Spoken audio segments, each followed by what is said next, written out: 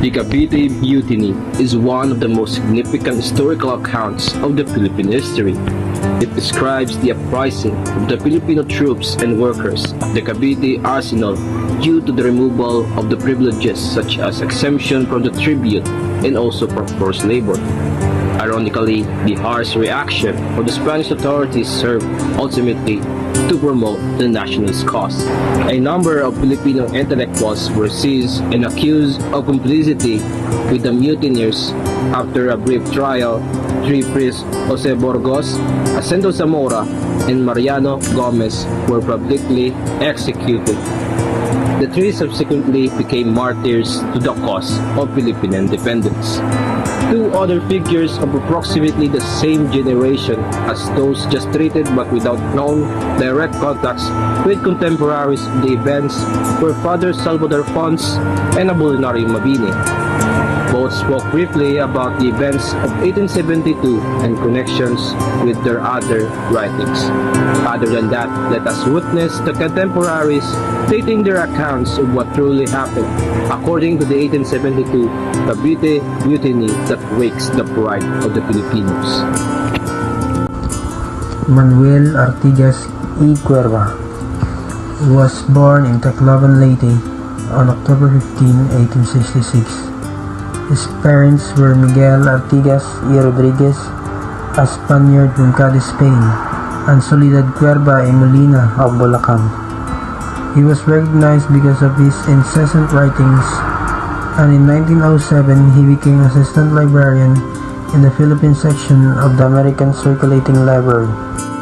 Los Sucesos de 1872 was one of his notable works.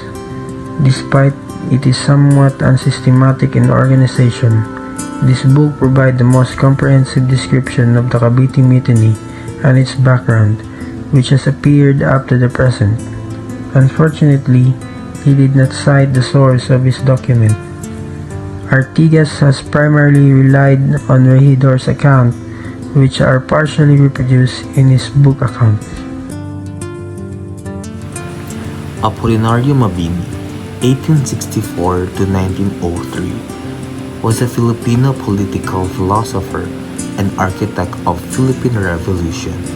He formulated the principles of the democratic popular government, endowing the historical struggles of the Filipino people with a coherent ideological orientation.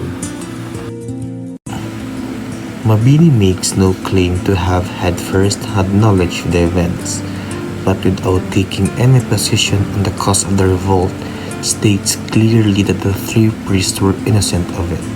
It was used by their enemies, principally the friars, from the context but supported with the government to bring about the execution of those three men who were martyrs to justice.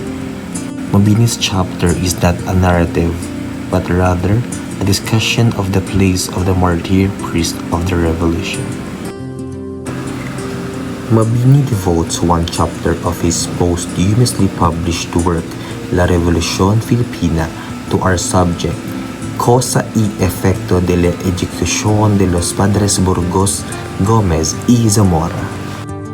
Hence, factual details are almost completely lacking, but from his reference to Burgos' protest of his innocence on the scaffold, it would seem that he is dependent on the account of Blasius, whose translation was published in La Solidaridad while Mabini was intimately involved with the newspaper's support in Manila. Father Salvador Pons.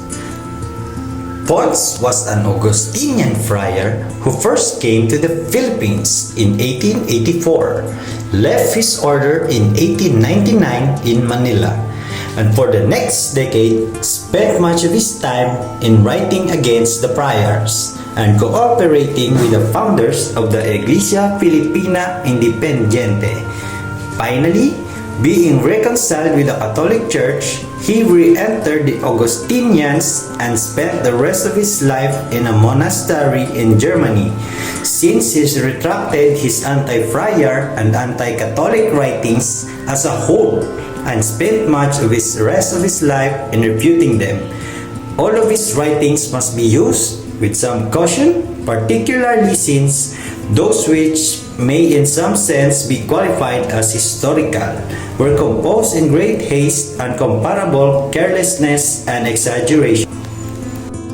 Is a Spanish priest journalist wherein his publications are against in Spanish colony.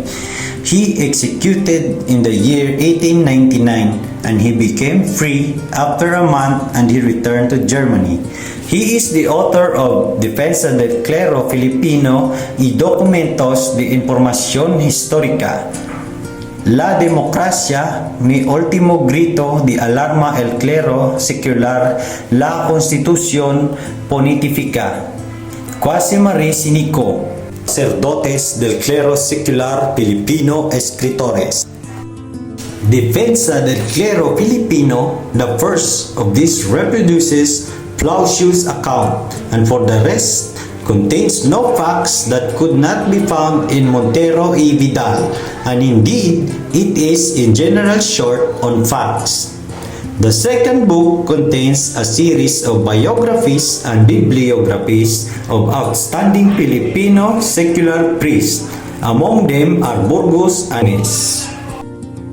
The foregoing analysis of these early accounts of the Cavite Mutiny would seem to lead to the following conclusions as to the reliability of these sources and the relationship existing among them. There are only three certainly independent major versions of the events which deserve serious consideration: those of Montero y Vidal, of Regidor, and of Pardo de Tavera. If it could be shown that Flaciu was actually present in Manila in 1872, perhaps his account could be included for the little it might contain independent of Regidor. But there is nothing to indicate that he actually was in Manila in 1872, and everything solidly reliable in his account can be found in Regidor. Only Montero maintains fully the official thesis that the mutiny was part of a larger revolt aimed at independence. The others denied it, though Regidor and Flaciu have certainly apparent contradictions in their explanations, as well as numerous highly improbable details and dialogue. The official account reproduced in pastels and less clearly that of the Hibantes reject Montero's full position without clearly giving complete support to the contention that nothing more than 4 local mutiny was involved. Account of Pardo de Tavera presiding from the emotional anti-friar tone that pervades it. It gives evidence of being the most reliable, even though fairly general, account except for its failure to recognize that De La Torre had also been suspicious of the Filipino reformists. That of Montero, apart from its anti-Filipino cone and its supposition of a revolutionary conspiracy, contains the most details and, to all appearances, most reliable account of the actual course of the revolt itself, as well as of the execution of priests. The notion of a deliberate and concerted friar conspiracy to provoke a revolt which would enable them to eliminate their enemies comes solely from Regidor, whose description contains clearly false assertions. The story that such a provocation was carried out by means of a friar impersonating Burgos is first found in the torture-extorted confessions of the friars executed at the orders of Bonifacio in 1897. These latter confessions is clearly in contradiction with Regidor at several points. The lack of a reliable basis for these allegations against the friars does not, however, necessarily invalidate the more general assertion of Pardo de Tavera that a large group of conservative Manila Spaniards, including most friars, were suspicious of the Filipino priest and other liberal reformists from the time of De La Torre, and were quick to make of the Cavite Mutiny a revolution aimed at independence, and even to favor drastic punishments meted out. Of all those existing, the account of Artigas combines the maximum of information, documentation, and detail with at least a minimum of critical treatment of his sources.